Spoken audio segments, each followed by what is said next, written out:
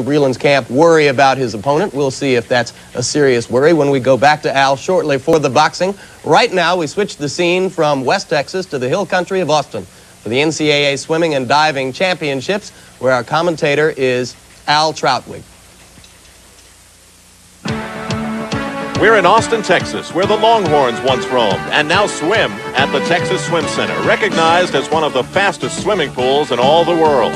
I'm Al Troutwig with Mark Spitz, Cynthia Potter, and Donna DeVerona for the 1985 NCAA Swimming and Diving Championships. In a moment, the water will be white with activity.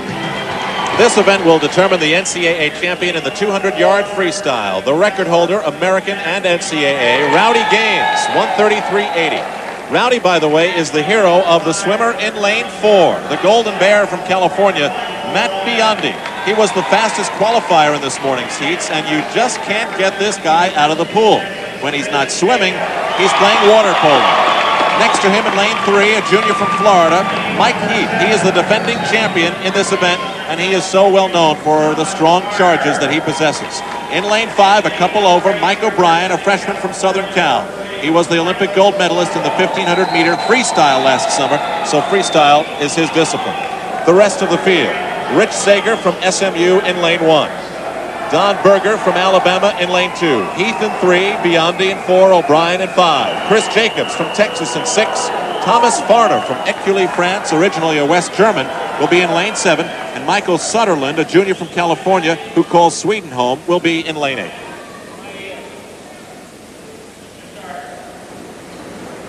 Gentlemen, 200-yard freestyle. Take your mark. So look for the pace to be set in the center of the pool.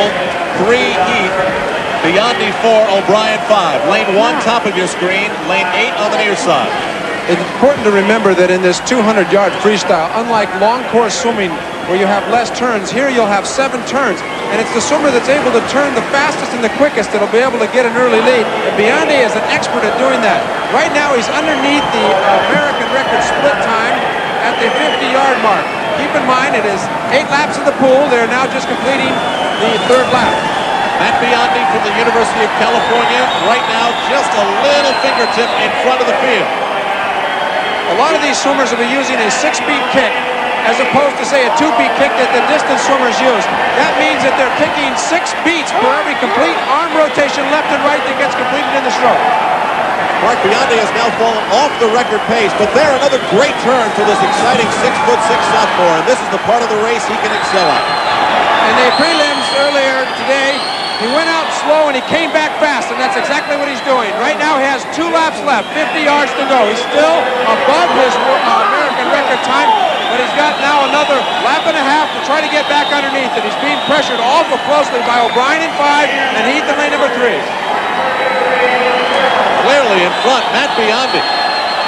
Keep in mind that the time he set in the morning was 1:34.36.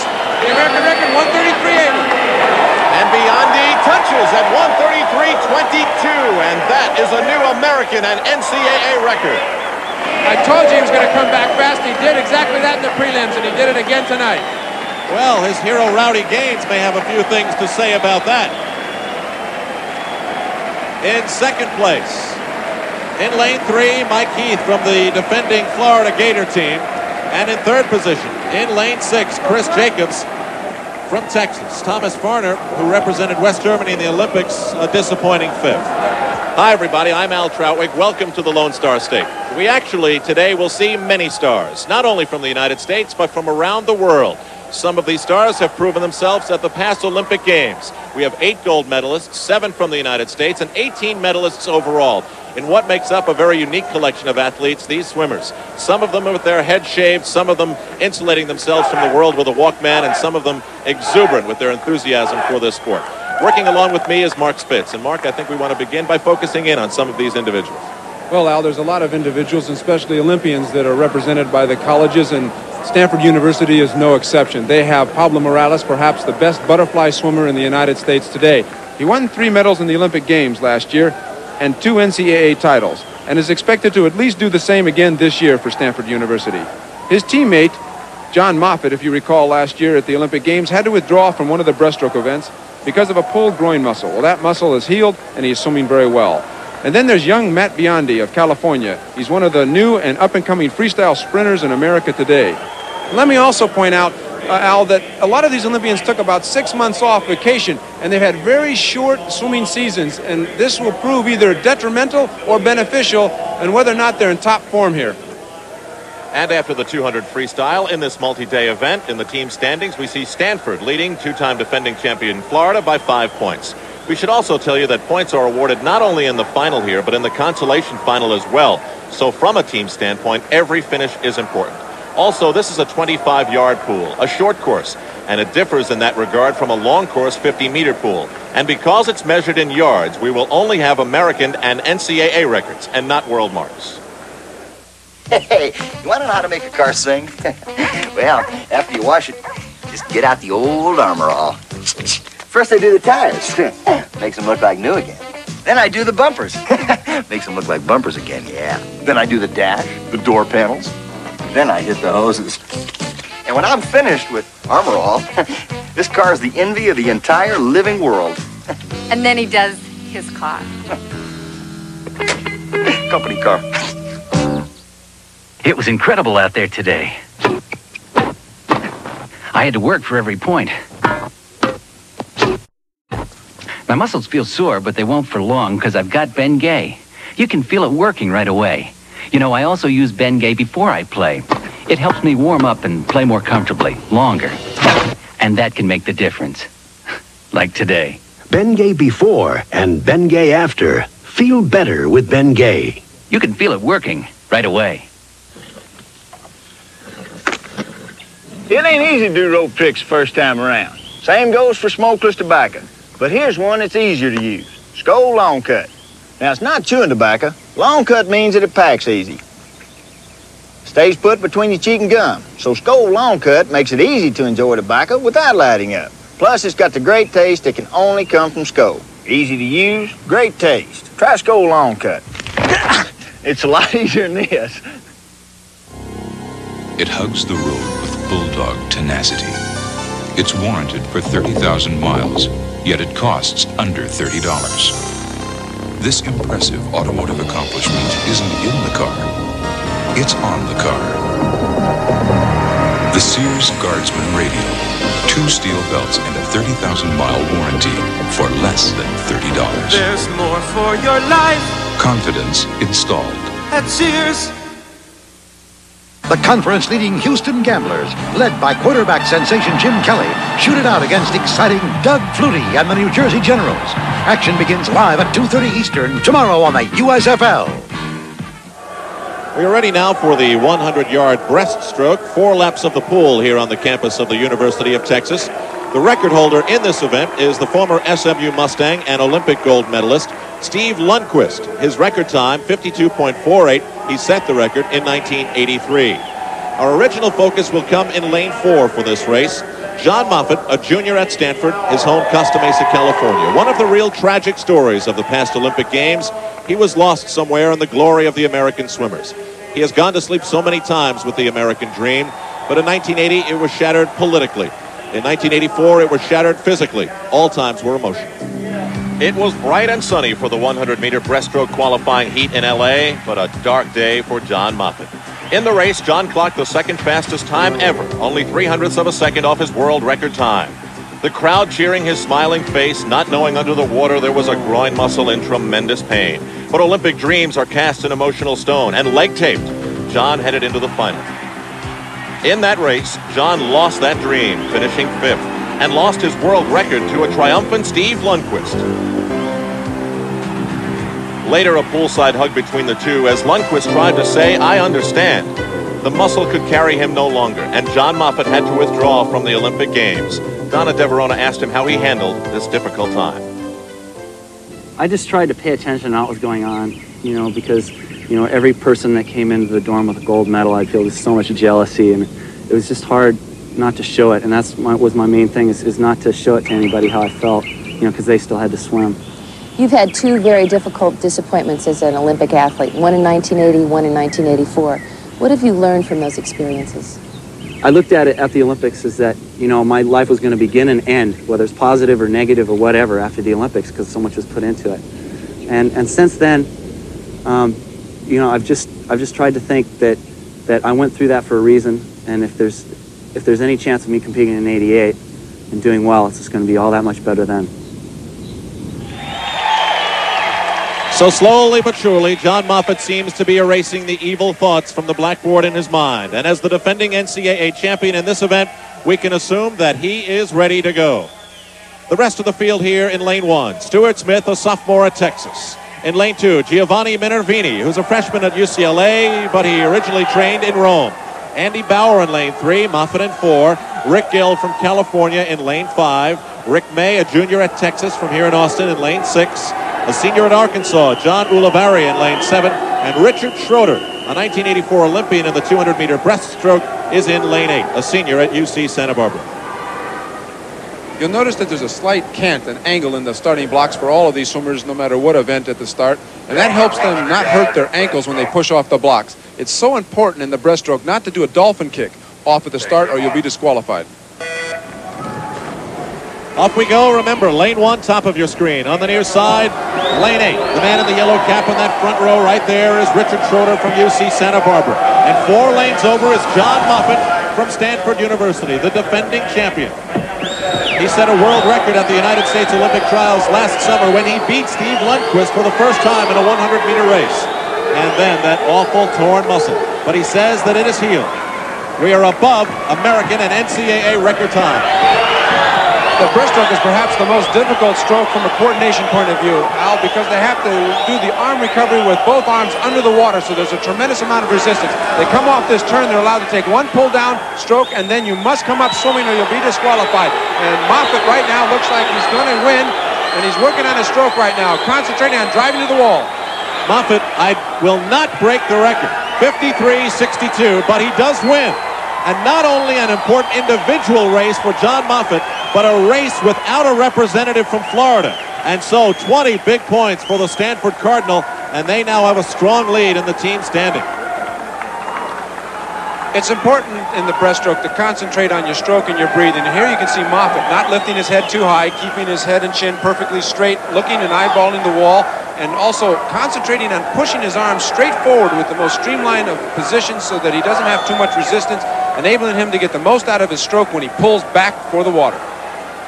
So, John Moffitt is the NCAA winner here. In first place, 53.62. In second place from lane 6, Rick May of Texas. And in third place from lane 5, Rick Gill from California. So John Moffitt's victory in the 100-yard breaststroke has given the Stanford Cardinal almost a 30-point lead over Florida, followed by Texas, California, and UCLA in the team race here.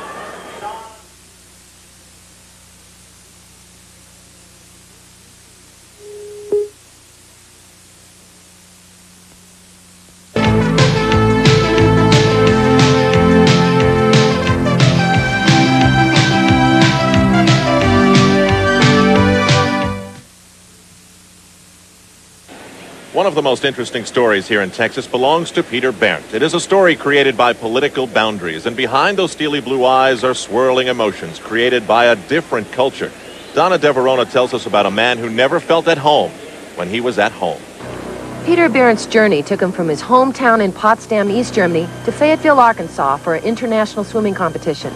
Then on January 7th, during a stopover in Oklahoma City, Peter Berndt made a decision that would alter his life forever. While his teammates boarded a flight home, Peter made his way to the airport office to seek asylum. He left behind his country, his sister and father. Peter's strongest bond for his homeland was his mother, who had died 4 years earlier. He talked about his reason to defect. The most important was myself, you know. I was unhappy with myself, about myself. And that I tried to find out what makes me unhappy, you know. I mean, in East Germany, everything is going about the government, not just the sport. The study, the school, the job, the army, the sport, everything is going about the government, is supporting by the government. But the thing here is that you can, if you want, you can be yourself, you know. You can go wherever you want, you can do whatever you want, but I couldn't do that. You know, so I need to defect, and that's why it's sad. His new home centers around his education at the University of Alabama and swimming. NCAA eligibility, an obstacle at first, was resolved a little over a month ago. Much of his support and leadership comes from Alabama and '84 Olympic coach Don Gambrell. Open and inquisitive, Peter's adjustment to America includes a liking for fast foods and a newfound symbol of choice, a diamond earring. And, of course, plenty of dreams. I try to become a normal American. Well, I think a dream for me would be to do well in my study and to qualify for the Olympics. I will never get this chance again, the chance for a medal, an Olympic medal. Peter Berndt will never be accepted back in East Germany, but he has been accepted by the U.S. government and the NCAA, and now, as a result of this performance, by the Alabama Crimson Tide. This was Peter Berndt in the 400-yard individual medley. This is Jeff Kostoff, a sophomore at Stanford, the eventual winner of this event. But Peter Berndt was able to perform far above expectations. And Peter Berndt, who swam in lane number 1 at the top of your screen, the man who took second place in this event was the former world record holder in the 400 meters individual medley, swam with an injured right hand. And once he gets that back into shape, he'll be able to improve upon his turns and become a lot closer to Kostoff, a man with a lot of confidence there, Al. And a big victory for the Stanford Cardinal, and for Jeff Kostoff, and for Peter Berndt. He has flashing thoughts of family and friends in Potsdam, East Germany that he will probably never see again. His life began anew in Oklahoma City not too long ago, but here in Austin, Texas, another new chapter for Peter Berndt. We'll be back. One reason why Duracell batteries last so long is because we're always improving them. In fact, today's Duracell batteries will last up to 20% longer than the ones we made just 3 years ago. To do it any other way would be, well, the tail wagging the dog. Duracell, the copper top battery. When it comes to making them last longer, we never stop. What's America's favorite do-it-yourself faucet? Peerless. It goes in fast, it's built to last. It's even warranted. It lasts a long, long time. No tools to use, you just can't lose. And look, it doesn't grip. It lasts a long, long time. Peerless washerless faucet installs in no time. And lasts a long time. It lasts a long, long time. Peerless installs in no time, lasts a long time. Monday, April 15th. Justice has a name. They call her Lady Blue. Here at Sugar's, we start the day early so that your lunch, your happy hour, and a full day of entertainment is ready when you are. The entertainment starts at 11:30 along with the mouth-watering businessman's lunch until 4, serving a variety of delectable morsels. Then happy hour takes over until 8 o'clock with free hors d'oeuvres, and the dancing continues till closing with the best dancers in Texas. At Sugar's, we're ready. Are you? Sugar's, delightful any time of day. I hate bugs. That's why I'm so good at my business. I love the Southwestern Bell Yellow Pages. It's where customers find me when they're bugged. My reputation and my Yellow Pages ad give me lots of calls. More calls mean more bugs to get. And that means more of these bugs to get them. Those little critters may outnumber me now, but I'm gaining on them. The Southwestern Bell Yellow Pages, because nobody's in business to grow smaller. If you don't vote, don't complain.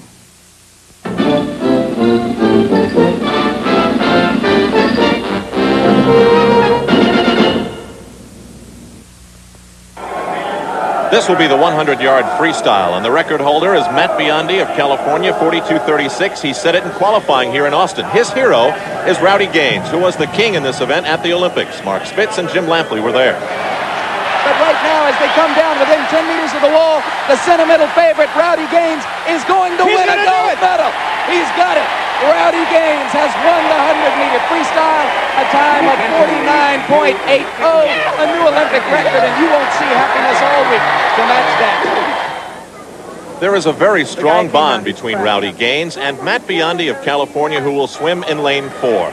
And perhaps it is this bond that has pushed Biondi to new heights. The mark that he has already broken, I mentioned, the 100-yard freestyle mark of Gaines, was set by Gaines in 1981 in this pool. And not only that, Biondi has won the 200-yard freestyle here in Austin, and he broke Rowdy Gaines' record in that event. Now, next to Biondi is his Olympic roommate. That's him in the yellow cap, Tom Jaeger, a junior at UCLA. He has had a very successful trip to Austin, having already won the titles in the 50-yard free and 100-yard backstroke events.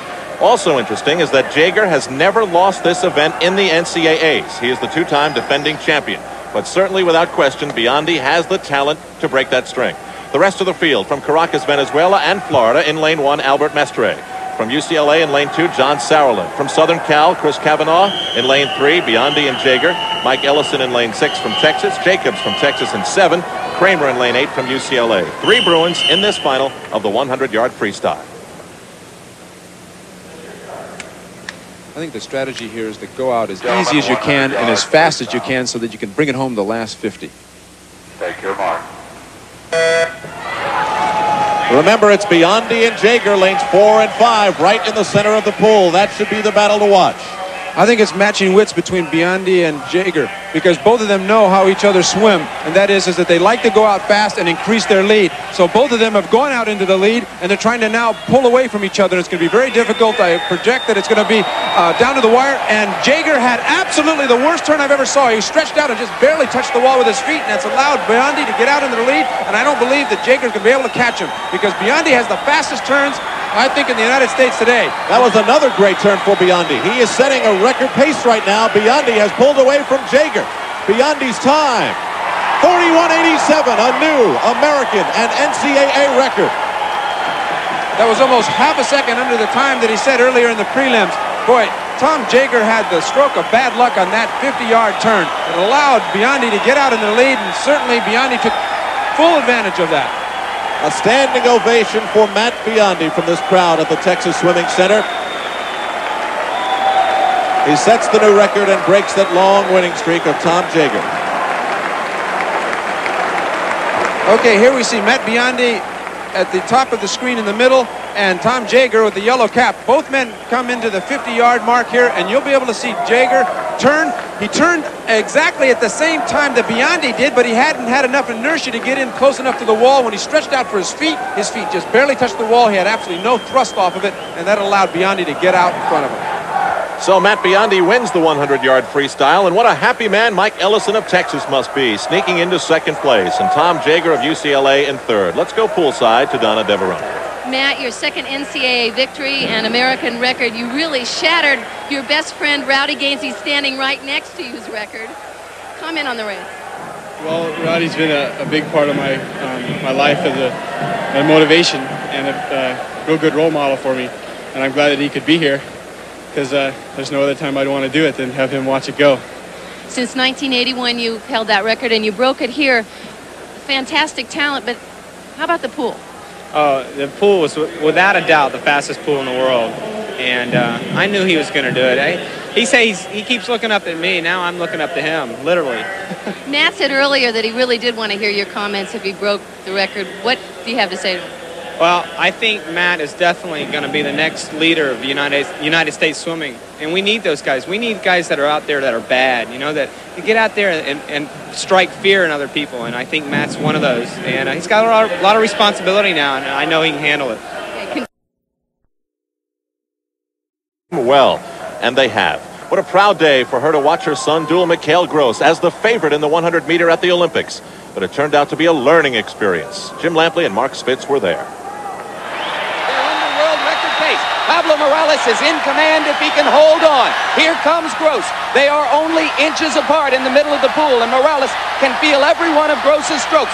20 meters to go. Mark, who do you like? Morales has moved over to the right side of the lane. This may cost him a little bit of time. He's being miffed by Gross is past him. Gross is going to touch him first. Absolutely. Mikhail Gross in a time of 53.08. A new world record has beaten world record holder Pablo Morales. And Morales also swam under his previous world record, but it wasn't enough. Earlier, Donna Deverone talked with Pablo Morales.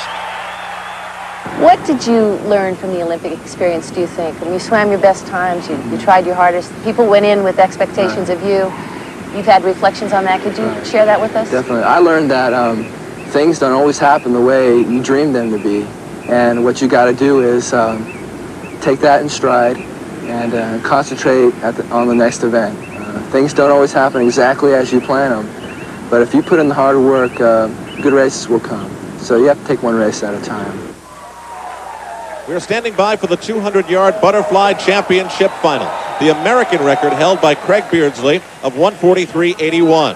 Pablo Morales of Stanford holds the NCAA record at 143.90. And here he is in the fastest qualifier lane, lane 4. Already here in Austin, he has won the 200 individual medley and the 100 fly. And he is a heavy favorite to defend this title that he won 1 year ago. In lane 5, Anthony Moss, a teammate of Pablo's from Stanford, but his home is Auckland, New Zealand. He had the second fastest qualifying time. In John Siebens' lane, lane 6, we will see a very talented swimmer from Brisbane, Australia. He staged the biggest upset of the swimming competition at the '84 Olympics when he beat Michael Gross. And now the emotional favorite here in this race. Lane 1, Bobby Patton. For 3 years now, he's been battling cancer. He discovered a lump under his right arm in the winter of '83, and the first of 3 operations was performed after the '83 NCAAs. Doctors even considered amputating his arm, but they did not. He has survived the operations and the emotional trauma created by it. He seems to be cured, except, of course, for his love of swimming.